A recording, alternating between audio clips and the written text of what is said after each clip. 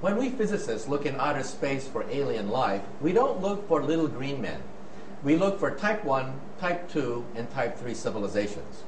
A type 1 civilization has harnessed planetary power. They control earthquakes, the weather, volcanoes. They have cities on the ocean. Anything planetary, they control. That's type 1. A type 2 civilization is stellar.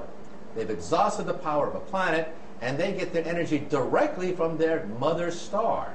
They just don't get a suntan on a weekend. They use solar flares. They use the power of the sun itself to energize their huge machines. Eventually, they exhaust the power of a star, and they go galactic. They harness the power of billions of stars within a galaxy. Now, for example, Buck Rogers would correspond to a type 1 civilization, a planetary civilization. Star Trek and the Federation of Planets, who have colonized the 2-star systems, would correspond to a type 2 system. And the Empire of Star Wars would correspond to a type 3 civilization. Now, what are we on this scale? We are type 0. We don't even rate on this scale. We get our energy from, not from stars or galaxies, we get our energy from dead plants, oil and coal. But we can calculate when we will attain type 1 status, in about 100 years. Now, every time I read the newspaper, I see evidence of this historic transition from type 0 to type 1. And I am privileged to be alive in the most important era in the history of the human race, the transition from type 0 to type 1. I read the newspaper, and I see evidence of this everywhere. What is the European Union? The European Union has been formed to oppose NAFTA, that is, the United States, Canada, and Mexico. But why? Because we're seeing the beginnings of a type 1 economy. Huge planetary trading blocks are the beginnings of a type 1 economy. And what language will this type 1 economy speak? Everywhere I go around the world, I find that the elites all speak English as a second language. In the future, the planet Earth will be like that. Everyone will speak their own native language, but on top of that, there will be a type 1 language, probably English. There's also going to be a type 1 culture and a type 1 political system as well. You can go anywhere on the planet Earth and show people pictures of 2 individuals that are instantly recognizable by any human, Madonna and Arnold Schwarzenegger. In other words, we're talking about Hollywood movies. We're talking about rock and roll, rap music, blue jeans. That's going to be the planetary culture of the planet Earth. And what is the Internet? The Internet is the beginning of a type 1 telephone system. That's all it is. And so this transition is perhaps the most important transition of all time. Some people don't want it. They fear this transition because this transition is to a planetary civilization tolerant of many cultures. These are the terrorists. In their gut, they fear this because they know they are witnessing the birth pangs of a beginning of a new planetary civilization, and the terrorists want nothing to do with it. This transition is also the most important because it's not clear if we're going to make it. When we look at outer space, we see no evidence of type 1, 2, or 3 anywhere. No evidence whatsoever. The mathematics say that there should be thousands of type 1, 2, and 3 civilizations in the galaxy. We see no evidence of any whatsoever. And why is that?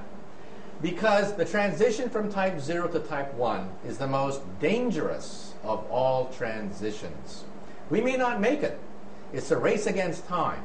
On one hand, we have the forces of integration, the forces of tolerance, a multicultural fabric emerging before our eyes. On the other hand, we have weapons of mass destruction, germ warfare, nuclear warfare, also the rise of international terrorism. They are obstacles to reaching a type 1 civilization.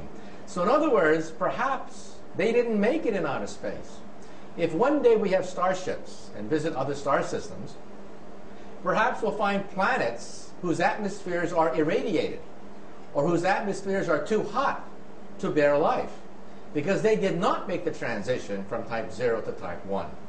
Now, by the time you're type 2, you are immortal.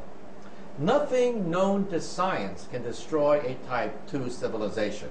Even a supernova cannot destroy a type 2 civilization. They'll either move their home planet or they'll simply stop the nuclear fires from exploding. And by the time a civilization becomes galactic, they may in fact have the ability to control the fate of the galaxy itself. By the way, if you're type 3, you will explore the galaxy not by sending Captain Kirk on an Enterprise hopping from star system to star system. That would take millions of years to explore the Milky Way galaxy. The way you do it is you would create a robot, have the robot land on a moon, it would create a factory. It would make millions of copies of itself on this moon, which is quite stable, and send these to other moons. Then each of these would create another factory. Starting with one robot, you would have a million, then a million million, and a million million million, until you had a sphere expanding near the speed of light, containing trillions of these robots. They would land on a moon and simply wait for a type 0 civilization to become type 1. Now, where have you seen that before? This is the basis of the movie 2001. The movie 2001 is perhaps the most authentic rendition of the encounter of a type 0 civilization with a type 3 civilization. Now, at the beginning of the movie, Stanley Kubrick interviewed many leading astronomers and scientists, and we laid out this scenario that the most efficient way to colonize a galaxy is to send robots, have them land on the moon, and create a factory, and then they would shoot out and colonize other moons. But at the last minute, Kubrick cut the first 5 minutes of his own film, and the film became super mystical. But the next time you see that movie, realize that the monolith on the moon is perhaps a remnant of a passing type 3 civilization waiting for our type 0 civilization to become type 1. And how long before we have an operating moon base capable of detecting such a monolith? Perhaps 100 years. So again, the generation now alive and our grandchildren are the most important generations ever to walk the surface of the earth. We are the generations that will determine whether we make the transition from type 0 to type 1 or we destroy ourselves because of our arrogance and our weapons.